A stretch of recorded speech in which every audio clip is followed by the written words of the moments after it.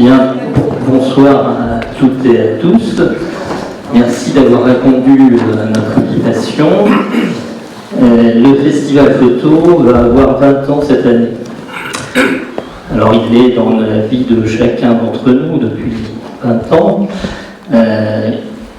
Ces photos, la beauté de ces photos nous est familier, de même que les questionnements qu'ils génèrent tous les ans sur l'avenir de la planète ou l'environnement, et de même que les retombées économiques qu'il peut générer également, et dont nous ne sommes pas forcément toujours très bien conscients.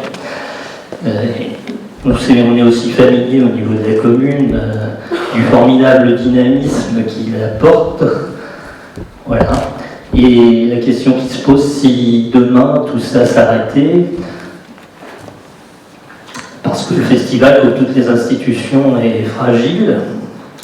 Et donc c'est pour ça qu'on vous a invité ce soir, pour essayer de construire un nouveau modèle, un modèle qui permettra d'assurer la pérennité du festival, et un modèle qui fonctionne sur la base d'une économie circulaire. Et je vais laisser l'équipe du festival présenter de façon plus détaillée tout ça.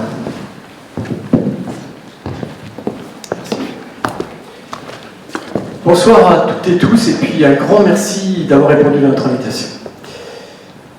Les photos du festival s'apparentent à ces mélodies, ces chansons entendues le matin distraitement à la radio, entre une odeur de café et de tartines grillées.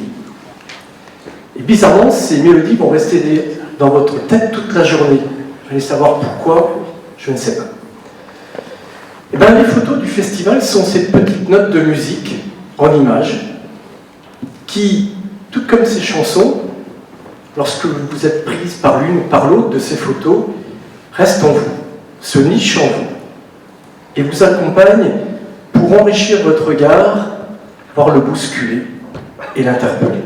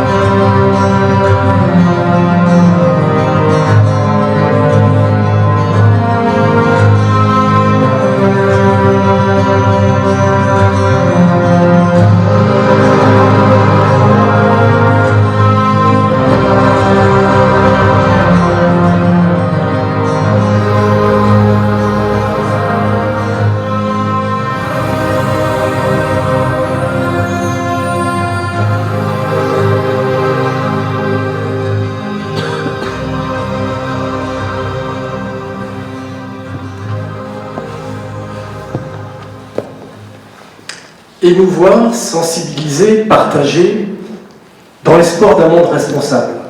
C'est bien la mission première du festival. C'est pour ça que les équipes, lorsqu'elles se lèvent le matin, elles sont ravies de faire et de remplir cette mission. Mais la mission première, elle est bien là. Œuvrer pour un monde responsable. Et le contexte actuel nous invite à le faire. comme nous, être dans la tourmente, avec une économie qui s'enflamme, avec aucune visibilité pour demain. Le festival photo, c'est ces 4 mois d'exposition que vous connaissez. 5, si je compte le temps du montage et des montages, 5 mois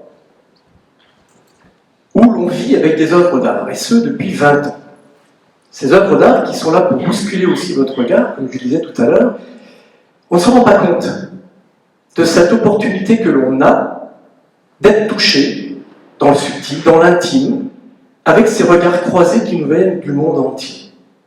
Je peux vous assurer que bon nombre de personnes nous envient.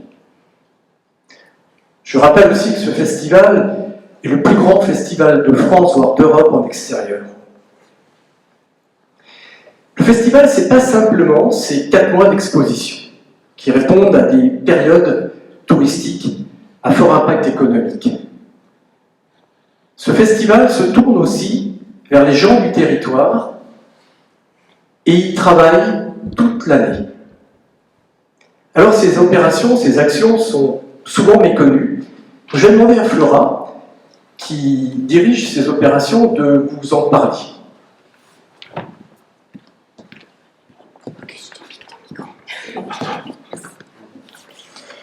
Merci beaucoup.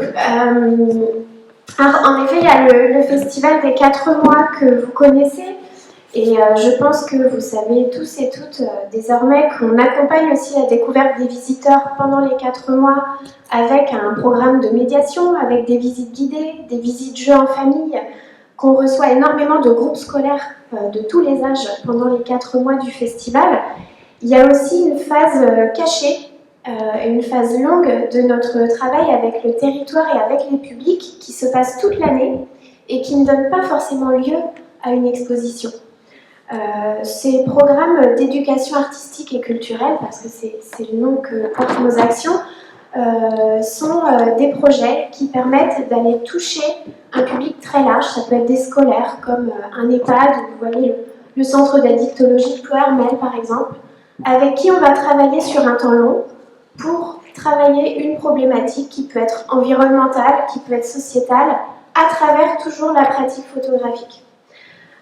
Donc tous les projets qu'on développe dans le cadre de cette politique EAC visent à donner envie aux gens de découvrir la photographie comme mode d'expression, de développer l'esprit critique, c'est le propre aussi du festival, d'aller bousculer les gens, de les amener à réfléchir et de se forger une opinion, et d'ouvrir le champ des possibles par le débat d'idées et la participation citoyenne, notamment sur la mobilisation pour les enjeux environnementaux.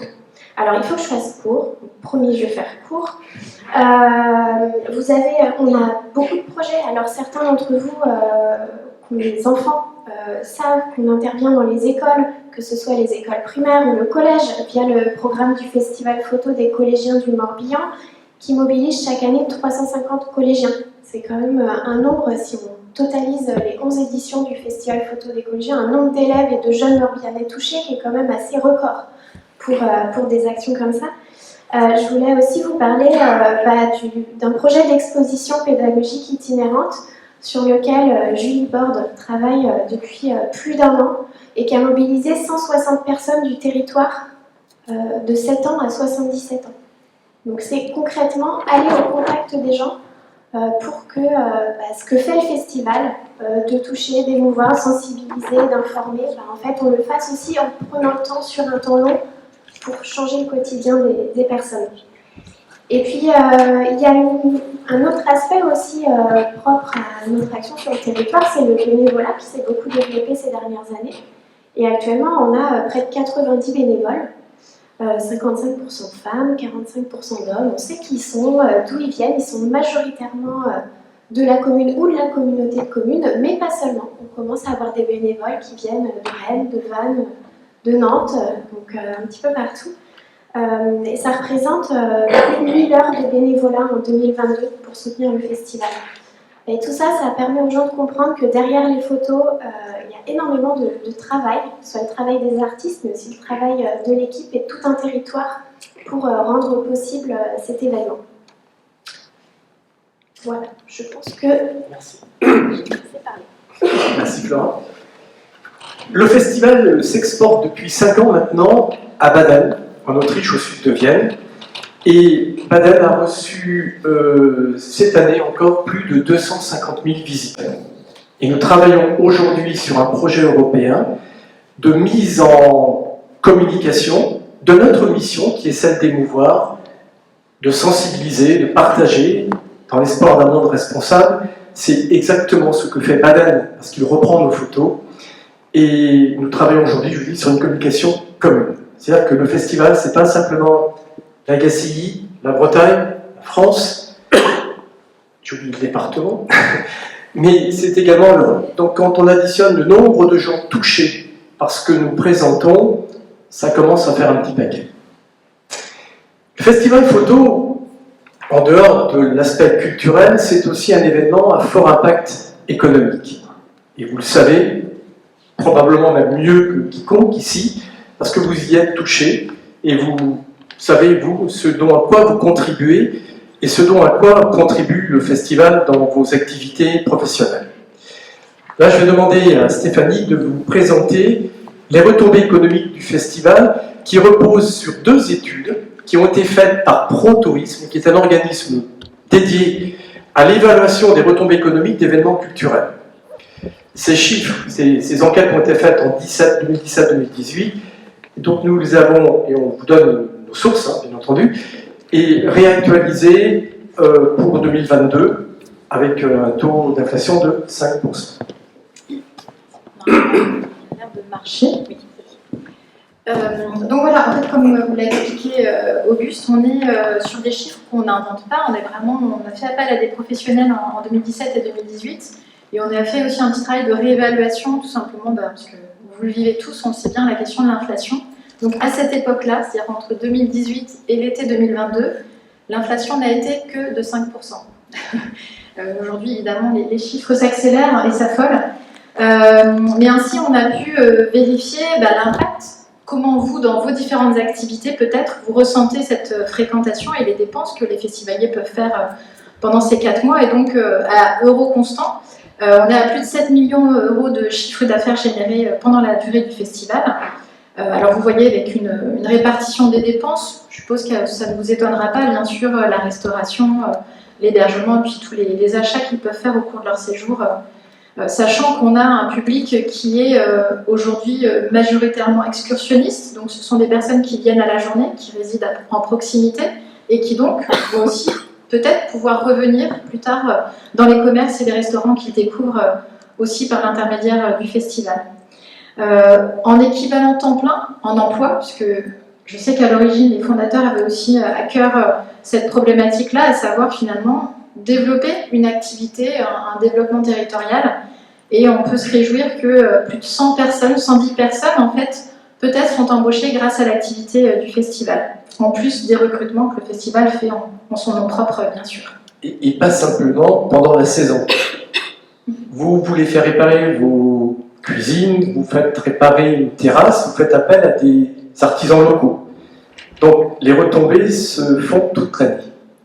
C'est d'ailleurs le deuxième chiffre, ce qu'on appelle les retombées réinjectées dans l'économie locale. Ça va être ça va pas seulement être la fréquentation du moment, mais toutes les dépenses aussi que vos établissements vont faire pour être en phase avec cette fréquentation. Alors évidemment, on suppose que vous avez aussi quelques questions sur l'organisation. Vous savez, on a une association et finalement, comment on finance l'activité du festival, puisqu'on est aussi réunis ce soir sur ces enjeux-là. Donc déjà, juste pour redire les fondamentaux, mais parfois c'est bien de le rappeler, donc, le statut du festival, c'est une association à but non lucratif. Ça signifie que tout l'argent qu'on peut collecter est réinvesti directement dans l'activité de l'association. Donc ça, c'est déjà très important de le rappeler. Et donc, en tant qu'association, on peut solliciter des financements publics, c'est ce que vous voyez en haut, collectivités publiques et État, l'État étant le ministère de la Culture dans sa décentralisation en région, avec la DRAC Bretagne. Et puis, vous le constatez, on a également un petit peu d'autofinancement. Pour un festival gratuit, ça peut paraître un peu surprenant, parce qu'en effet, il n'y a pas de billetterie, mais le public va faire quelques achats de catalogues, de produits dérivés. Et puis, Auguste en a parlé, on a développé depuis 2018 cette licence qui a été un appel d'air pour la structure, parce que c'est une grosse dotation financière, et évidemment une fragilité, parce que demain, si Baden s'arrête, on sera en grande difficulté, et puis quelques itinérances plus ponctuelles, mais c'est aujourd'hui Baden qui représente le plus gros de ce 11%.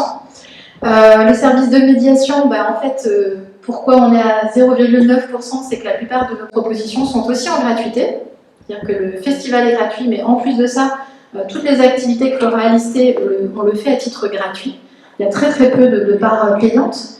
Et puis le mécénat notamment de grandes entreprises. Dans le film, vous avez vu quelques logos apparaître, avec évidemment, vous le savez, un grand mécène, entre autres, mais pas seulement. Et c'est vrai qu'on a la chance d'avoir un soutien fidèle d'autres acteurs du territoire. Mais il est certain que vous suivez l'actualité et que le groupe Yves Rocher, qui a été là dès le début et qui explique aussi le développement du festival en seulement 20 ans, est aussi une de nos fragilités, parce que demain, si ça va moins bien, on peut s'inquiéter sur l'avenir du festival. Je crois qu'à ce stade de la présentation, et par rapport au budget, on va vous parler des menaces qui pèsent sur le festival. On le voit à travers les ressources. Les collectivités publiques, vous connaissez, c'est le département, la région, la communauté de communes, la commune. On les a ressollicités comme on les ressollicite tous les ans, bien évidemment. Pour l'instant, nous n'avons pas le retour, puisque c'est maintenant qu'on fait les subventions. Pour être totalement transparent avec vous, on a une écoute qui nous donne envie vraiment de continuer.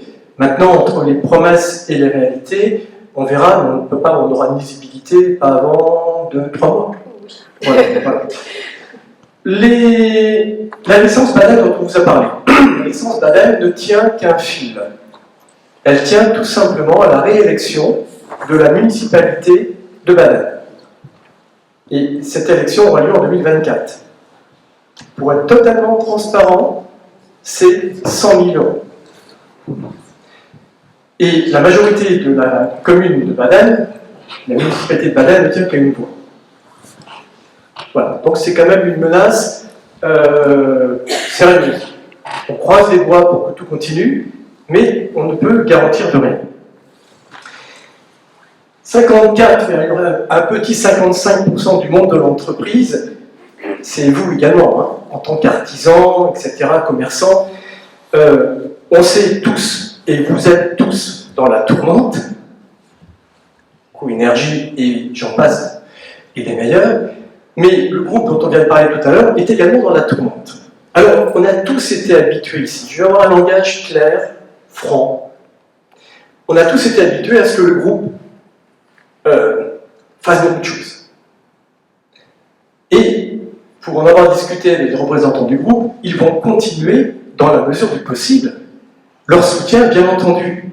Il est hors question pour le groupe de ne pas continuer à soutenir le festival. Sauf qu'il le fera avec les moyens qu'il aura. Et l'actualité nous montre aujourd'hui que tout comme vous, tout comme autres grands groupes, il est aussi dans la tourmente, il doit faire face aux difficultés que vous connaissez. Donc il ne faut pas se voiler la face. Le modèle économique que l'on a tous connu, qui nous amenait à naviguer toute voile dehors, vent portant, ce modèle économique, j'ai bien peur qu'il n'est plus. Et qu'il va falloir peut-être changer de voile pour peut-être faire face à un avis de tempête et peut-être tirer des bords si l'on veut continuer à naviguer. Mes propos ne sont pas alarmistes. Ils veulent juste poser les bases d'un navire futur. Ne nous leurrons pas. Le monde d'avant n'est plus. Il va falloir que l'on s'arme, que l'on soit solidaire pour mener à bien le devenir de nos activités respectives. Alors, le mécénat local, vous le voyez, ne pèse que pour 0,6% du budget. Si je reprends les chiffres de cette année, du moins l'année qui est passée, c'est 5 000 €. Déductible à 60% des impôts. Je remercie déjà tous les gens qui ont contribué à ces 5 000 €. Sincèrement. Et ils le savent. Je dis quand même aujourd'hui qu'avec 5 000 €, on n'ira pas loin. Le festival photo est concerné par toutes les augmentations que vous connaissez. Énergie, transport, matières premières, etc., etc. Quand on regarde, on fait le bilan comptable de notre activité, on sait que l'on pourra tenir en 2023, parce qu'on pourra puiser dans la petite réserve que l'on a constituée en 2020, mais qui s'épuise comme neige au soleil depuis 3 ans, parce qu'en 2020, on avait réduit la voilure, et n'oubliez pas qu'en 2020, on a été le seul festival en France à être ouvert. Donc vous avez bénéficié, bien entendu, le seul. Pourquoi? Parce qu'on s'est battu comme des diables avec les services de l'État pour inventer de nouveaux modèles qui nous ont amenés à avoir cette marche en avant, avec ce sens obligatoire de circulation. Et un grand merci à tous les bénévoles qui étaient là pour ramener les gens qui voulaient encore peut-être refaire à leur façon. Mais globalement, on s'est aperçu qu'on a eu le soutien des gens du pays pour pouvoir être là tous les week-ends, 4 mois. Merci à eux. Et merci aussi à notre public qui, globalement, allez, à 99,5%, ont été vraiment sympas et ont écouté les consignes. Comme quoi, quand on critique souvent les gens, peut-être faisons-leur confiance sur l'intelligence de situation, de la lecture de situation. Donc autour de tout ça, moi je me dis, je vous ferai une proposition tout à l'heure, mais il est possible de constituer un nouveau paradigme, un nouveau changement de modèle économique vous permettant de soutenir le festival. Donc ici vous avez vu la liste des gens et encore merci. Et soutenir le festival comment? Tu peux revenir en arrière peut-être? Soutenir le festival par des dons financiers. Pardon. Par des dons en nature ou dons en compétences. Et il y a dans la salle ici des gens qui, sans les nommer, se reconnaîtront parce qu'ils passent des journées avec nous à monter les expos. D'autres parce qu'ils nous donnent un soutien financier, d'autres parce qu'ils contribuent en nature. Alors, il y a une marge énorme. Pour pouvoir bénéficier de 60% de réduction d'impôt sur votre don, vous pouvez donner jusqu'à 20 000 €. Je ne vous demande pas 20 000 €, mais voyez la marge. Ce sont des indicateurs qu'il est intéressant de discuter avec vos comptables. Vous donnez 1 000 €, ça ne vous coûte que 400. Vous nous donnez 5 000 €, ça ne vous en coûtera que 2 000. Mais multiplié par le don, par le nombre de donateurs, ça nous permettra de combler ce manque que l'on a pour 2023 et surtout 2024 et les années à venir. Globalement, tout aide confondue, nous recherchons 200 000 €. Parce qu'on a perdu des partenaires qui sont dans la panique. Parce que certains d'entre eux ont diminué leur don. Tout simplement. Parce qu'on a été obligé de recruter quelqu'un, parce qu'on a perdu un mécénat de compétences. Parce que les menaces dont je vous parle. Mes propos, ce n'est pas simplement pour 2023 et 2024. Ça va beaucoup plus loin. Qu'est-ce qu'on veut par rapport au festival? Il serait dommage, et on le sait tous, que ce festival s'arrête. Je n'ose même pas y penser. Alors pourquoi ne pas croire à une économie circulaire vertueuse qui vous permettrait, en fonction de ce dont à quoi vous êtes impacté par le festival. 20%, 10%, 30%, 60%, 70%, de contribuer pour nous aider à combler en partie ces 200 000 € qui nous rendront la vie possible pour qu'on puisse continuer à recevoir 300 000 visiteurs et plus chaque année. Et au-delà des 300 000 visiteurs et plus, à répondre à la philosophie du festival, celle que je vous ai énoncée tout à l'heure, et que ces notes de musique résonnent encore en images pour chacune de nos visiteurs. C'est ça que nous voulons. Nous voulons que le festival perdure. Je peux vous assurer qu'on a vraiment passé beaucoup de temps avec l'équipe à aller voir les entreprises en périphérie. Et on en a passé vraiment beaucoup d'énergie. On était sur des gros prospects qui, au dernier moment, nous ont dit, il y a encore 3 semaines, bah, écoutez, désolé pour cette année, mais on rentre en plan d'économie. Cette notion d'économie ou de coût énergie ou de coût tout court au pluriel, vous l'avez aussi en tête. Mais si on veut y répondre tous, ne gâchons pas notre saison pour y répondre. Vous avez une opportunité que vous connaissez mieux que moi, qui est celle de bénéficier de 300 000 visiteurs et plus, et qui vous permettront de répondre à ces augmentations qui, j'espère, un jour s'arrêteront. Je nie pas vos réalités, nous sommes dans ces réalités. Mais je vous demande simplement de rêver à cette économie circulaire, solidaire, qui, en toute honnêteté de votre part, ce n'est pas nous qui allons vous dire ce qu'il faut donner, vous êtes responsable, vous savez mieux que quiconque ce que vous pouvez faire. Mais si vous ne le faites pas, je crains fortement que s'il n'y avait même pas un sursaut dès cette année, je crains pour 2024. Parce que honnêtement, je ne peux pas vous assurer ce soir la garantie de refaire une édition en 2024. Nous sommes là. Et quelque part, si j'ai souhaité vous rencontrer, c'est parce que la vérité, il faut la partager. Et je n'ai aucune honte, loin s'en faut, à vous dire que nous sommes chahutés également. C'est la vérité. Pourquoi ne pas la regarder en face? Pourquoi ne pas la revisiter, cette réalité?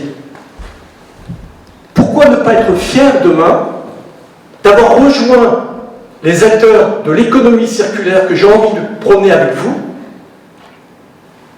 Vous serez fiers peut-être d'en parler à vos enfants et petits-enfants en disant « Oui, moi j'y étais de ces pionniers qui ont cru à de nouveaux modèles économiques solidaires. » Et je peux vous assurer, nous avons rencontré dernièrement la responsable culture, la première vice-présidente culture de la région de Bretagne, à qui nous avons présenté nos projets.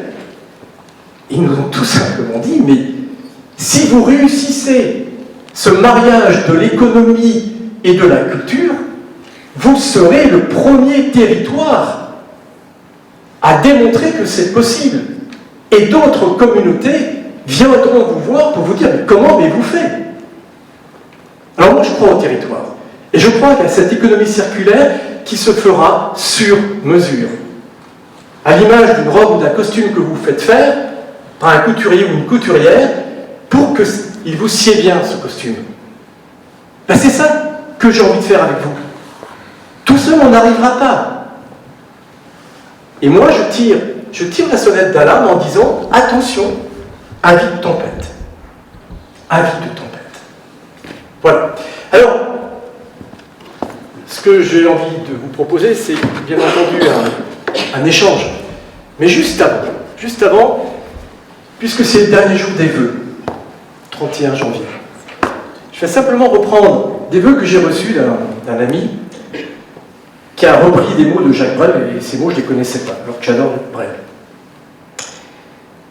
Je nous souhaite des rêves à n'en plus finir, et l'envie furieuse d'en réaliser quelques-uns. Je nous souhaite d'aimer ce qu'il faut aimer, et d'oublier ce qu'il faut oublier. Je nous souhaite des passions. je nous souhaite des silences. Je nous souhaite des chants d'oiseaux au réveil et des rires des enfants. Je nous souhaite de respecter les différences des autres, parce que le mérite et la valeur de chacun sont souvent à découvrir. Je nous souhaite de résister à l'enlisement, à l'indifférence et aux vertus négatives de notre époque. Je nous souhaite enfin de ne jamais renoncer à la recherche, à l'aventure, à la vie, à l'amour, car la vie est une magnifique aventure et nul de raisonnable ne doit y renoncer sans livrer une rude bataille. Je nous souhaite surtout d'être nous, fiers de l'être et heureux, car le bonheur est notre destin véritable. Merci de votre attention. C'est de qui? Pardon? C'est Joël, puisque tu n'as pas dit de qui étaient les vœux. Oui, les vœux sont de Joël Laby. Voilà, quelqu'un qui m'est très cher. J'espère ne pas vous avoir assommé à mes propos. Entendez-les surtout comme un élan pour demain, comme un possible de réinvention. De toute façon, Moi j'ai une question. Alors, je pense que je vais parler assez fort. Je voulais savoir si vous avez des subventions de l'Europe. Parce que je ne parlais pas de l'Europe, alors je voulais savoir si vous en avez ou pas. Non, c'est en projet. D'accord. Mais c'est des dispositifs qui sont très très lourds déjà à obtenir. Et qui plus est, il y a des enjeux de trésorerie, puisqu'en fait, il faut très souvent avancer la trésorerie. Mais il y a un projet en cours. Mais qui, du coup, entre le temps de dépôt et le temps d'évaluation, on n'est pas avant 2024, si déjà même. et pour l'avoir entendu pas plus tard que samedi, au Conseil culturel de Bretagne, dont on fait partie maintenant, nous avons été cooptés pour en faire partie, est intervenu le directeur financier du Conseil régional, qui est chargé des affaires européennes, et qui nous a parlé des montages financiers européens, et qui ont souligné la complexité et avec l'urgence de simplifier les règles, tellement c'était des imbroglios à ne plus en finir, et peu de dossiers sortent vivants du temps passé à les écrire, finalement. Donc, ça n'empêche pas d'essayer. Mais notre volonté, c'est de commencer par faire simple et de le faire avec vous, dans un premier temps. Ce qui ne va pas nous empêcher de continuer, bien sûr, à œuvrer pour d'autres entreprises. Là, on est sollicité également par le réseau BNI et l'ACLI, on dirige Eric Lossal, pour solliciter d'autres entreprises qui se retrouveraient dans les engagements et valeurs de responsabilité sociétale et environnementale que nous portons. Bien entendu. C'est-à-dire que nous, aujourd'hui, nous jetons beaucoup de bouteilles à la mer en espérant que certaines reviennent.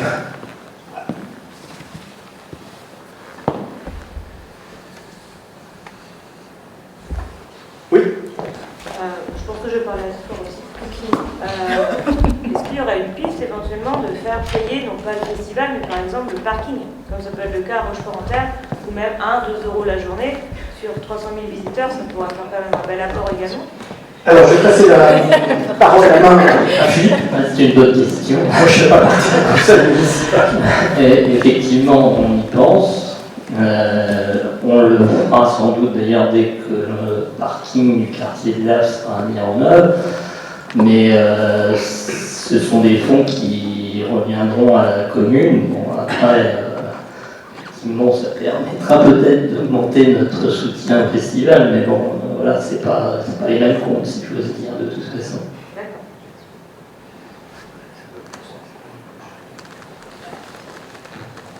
J'avais juste une remarque que tu m'avais dit, c'est que là on s'adresse en effet aux entreprises, aux commerçants, mais aussi à titre particulier, on peut donner et on a une réduction fiscale. Tu disais que c'était...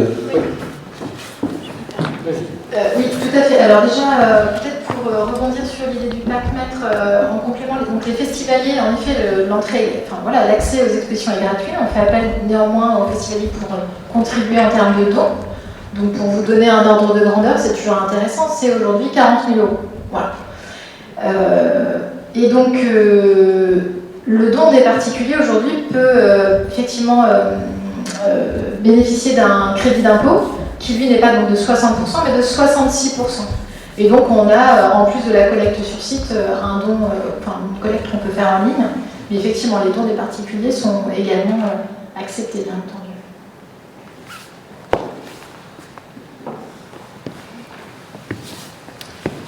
J'en conviens que poser des questions, c'est jamais facile.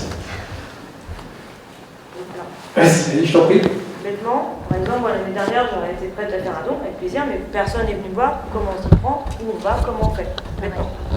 Alors, ça, on l'a entendu plusieurs fois, et c'est bien la raison pour laquelle on vous a invité ce soir à être présent.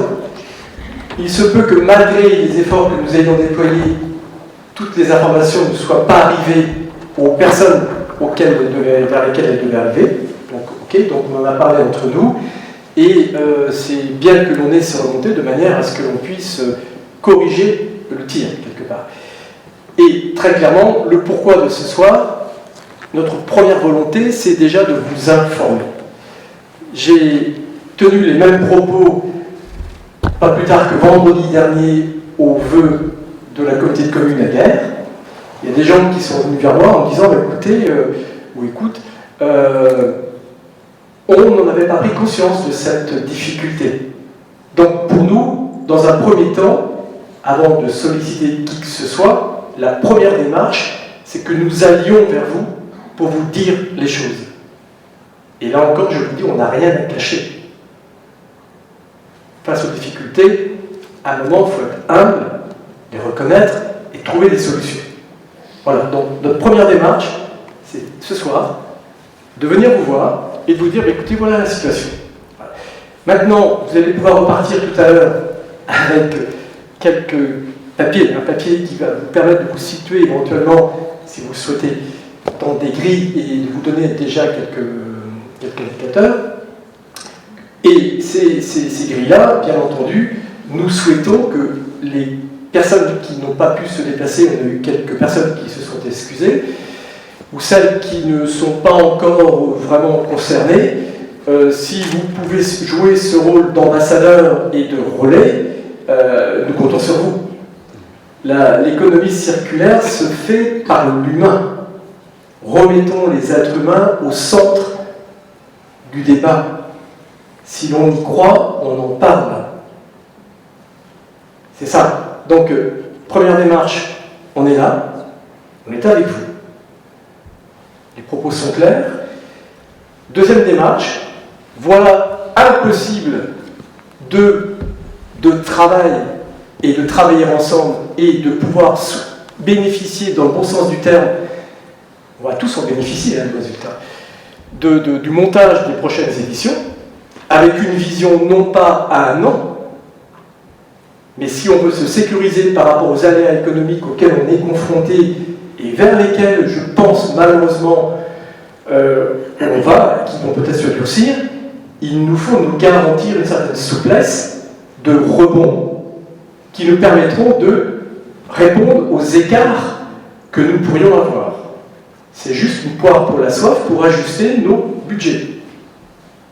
Voilà, c'est aussi simple que ça. Et s'il fallait faire venir 300 000 visiteurs à la GACI, je peux vous assurer, puisque ça a été mon métier pendant très longtemps, en termes de communication, ça chiffre vite. Ça chiffre très vite. Donc vous voyez les enjeux. Les enjeux, ils sont là. Et puis derrière tout ça, il y a d'autres enjeux également. C'est pour ça aussi que j'ai été invité à la communauté de communes et que j'y suis allé avec vraiment beaucoup de plaisir. C'est que l'impact économique du festival de la GACI n'est pas que sur la GACI. Il est également sur le pays de l'Oustave-Brocéliande et sur la communauté de communes. Vous voyez ? Et il est, voilà, donc quelque part, quand on retire, imaginez qu'on retire l'élément festival, ça fait un grand vide qu'il faudra combler. Donc pour répondre à ta question, maintenant tu sais, comme peut-être d'autres personnes le sauront, simplifions-nous la vie en étant simples et clairs dans nos propos pour que vous puissiez les entendre correctement. C'est ça, notre ambition, elle est là. C'est simplement vous éclairer sur la situation, de la partager avec vous. Parce qu'en fait, le devenir du festival ne nous appartient plus. Très clairement. Vous voyez ? Il nous appartient. Il vous appartient. C'est quand même pas mal. Hein ? Quel cadeau. Pourquoi ne pas y croire avec et non, envie. Alors c'est niaque de dire on est capable de se réinventer et d'inventer un modèle qui n'existe pas, dont on sera tous fiers et dont on bénéficiera de résultats. Ça n'arrive pas à tout le monde, ça, de pouvoir répondre à ces enjeux-là. Pour avoir parlé un petit peu à droite et à gauche, et puis de par mon rôle de président, j'interviens de temps en temps, et je peux vous dire que là où j'interviens, les gens aimeraient bien avoir un festival. Hein, bien évidemment. Voilà, mais c'est moi qui parle, alors que j'aimerais vous entendre. S'il y a des questions. Si vous avez quelques craintes sur les montants, parce que c'est souvent là, où, quelque part, où la réflexion peut blesser, hein, peut interpeller, je dirais. Parlez-en à vos comptables, pour ceux qui en ont, ils sont rodés à ce genre de choses. Mais parlez-en surtout en mise en relief de ce que ça pourrait coûter d'avoir autant de gens à venir aussi. Vous voyez ? Si le festival ne répondait plus à ça.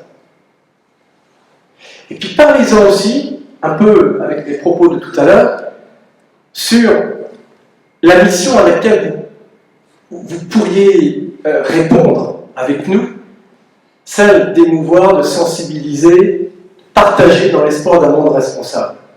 Jamais, jamais, le festival n'aura été autant d'actualité que cette année. Quand on a parlé de l'Iran, du Pakistan, de l'Afghanistan, quand on a montré ces femmes, entre autres, parce que c'est souvent ces expos-là qui ont le plus marqué, qui face aux difficultés, entrent en résistance et sont capables de dire non.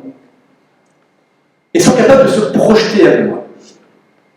Ben moi, personnellement, ça me réveille, hein, et ça me donne envie. Et je me dis, mais la vie n'est pas foutue, là. Là, on touche l'essentiel. On touche l'être humain qui est capable de se prendre en main quand ça va pas. C'est à cette mission-là que vous avez contribué. Ça va au-delà même de l'aspect financier. Et comme je vous disais tout à l'heure, vous pourriez en parler, vous pourrez en parler à vos enfants et petits-enfants. Mais quelle fierté! Oui, j'ai envie de vous dire ça aussi. C'est un engagement, c'est un combat de vie. Mais si on veut un monde meilleur demain, faisons avec nos moyens. Pas avec les moyens des autres. Avec les vôtres. Avec les nôtres. Et Dieu sait que nous en avons.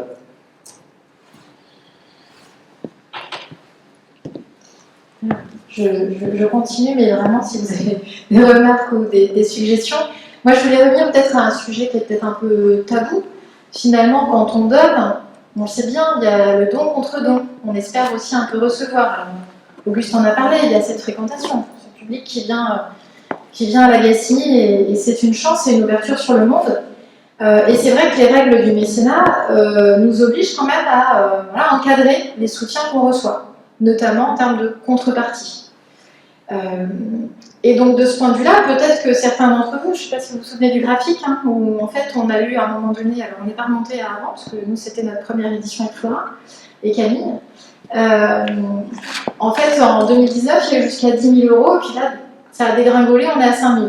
Donc peut-être, alors vous l'avez dit, on n'est peut-être pas venu vous voir, alors c'est vrai qu'on n'est pas très nombreux, je tiens à le dire aussi, parce qu'on a un conseil d'administration qui est dans des fonctions bénévoles, je tiens aussi à le rappeler. Puis il y a ensuite le reste de l'équipe à l'année, on est 3. Et je peux vous assurer que pour préparer un festival, alors bien sûr avec des personnes autour de nous en mécénat de compétences, et heureusement, mais je vous assure qu'on est pas mal occupés, donc peut-être qu'on n'a pas pris le temps et toutes nos excuses par rapport à ça, mais donc pour revenir aux contreparties, peut-être que vous avez le sentiment que pour votre entreprise, votre commerce, le festival, c'est pas assez concret, enfin voilà. Et sur ces sujets-là, alors ça sera peut-être pas ce soir, parce qu'en plus on ne voudrait pas déborder de trop par rapport à l'événement préparé par la collégiale. Mais on vous propose aussi, en sortant, que vous nous disiez si ça vous intéresse de faire un petit groupe de travail avec nous pour travailler sur ces questions finalement de contrepartie, sachant que, je vous donne juste ce cadre, techniquement, vous ne pouvez pas bénéficier d'une contrepartie supérieure à 25% de votre don, parce que sinon c'est plus du don. Et donc voilà, il y a cette limite-là. Et donc peut-être que les drapeaux, peut-être voilà, enfin, on est prêts nous à entendre véritablement que ce qui est jusqu'à présent en place suffit pas, et peut-être à repenser. Et par contre, plutôt que de venir nous avec nos propres idées, on est surtout intéressé pour entendre vos problématiques, vos envies, qu'on puisse discuter. Si vous me dites je voudrais bien mon logo sur l'affiche, ben, je vais dire ça c'est compliqué. Mais voilà, comment on peut travailler ensemble pour répondre aussi à votre souhait, qui est légitime, de valoriser votre soutien. Et pour que ce soit vraiment très pratique, ce qu'on vous propose, c'est de faire des rendez-vous par catégorie socio-professionnelle. Bien évidemment, les problématiques d'artisans ne sont pas celles des restaurateurs, ne sont pas celles des hébergeurs. Donc, en fonction des réponses que nous aurons de votre part, on vous réinvitera peut-être à étudier par catégorie professionnelle les contreparties que vous pourriez co-construire avec nous et auxquelles on pourrait éventuellement répondre, ou pas d'ailleurs, mais la co-construction, je trouve inévitable et intéressante à faire. Alors, pour des raisons d'efficacité aussi, je vous demanderai de ne pas trop attendre à prendre votre décision, tout simplement parce que notre conseil d'administration se réunit le 15 février prochain, donc 15 jours. Que nous avons besoin d'avoir quelques éclairages pour pouvoir ajuster déjà l'édition 2023, voire anticiper ou pas l'édition 2024.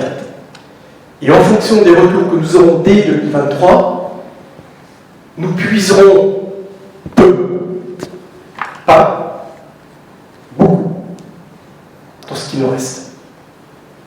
Ce qui fragilisera bien entendu d'autant le rebond potentiel de 2024. Voilà, donc le temps est compté. C'est aussi une information que je voulais vous donner. On est contraint de prendre des décisions. Et toute décision se justifie par rapport à la connaissance factuelle d'un état de situation. Nous avons des engagements avec des photographes, nous avons des engagements avec des fournisseurs, un peu comme vous. Nous sommes association, mais nous avons en manière de travailler les mêmes méthodes et les mêmes préoccupations. Et puis, je vais vous confier aussi et vous dire que, tout comme vous, ça nous réveille la nuit. Parce qu'on n'a pas envie que ça s'arrête.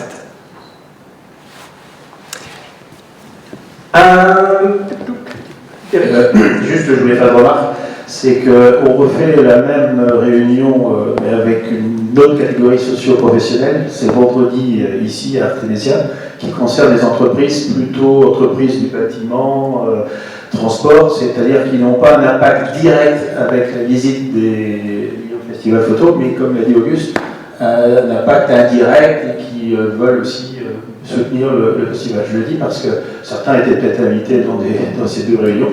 Donc le vendredi février pour les entreprises, plutôt bâtiments et autres.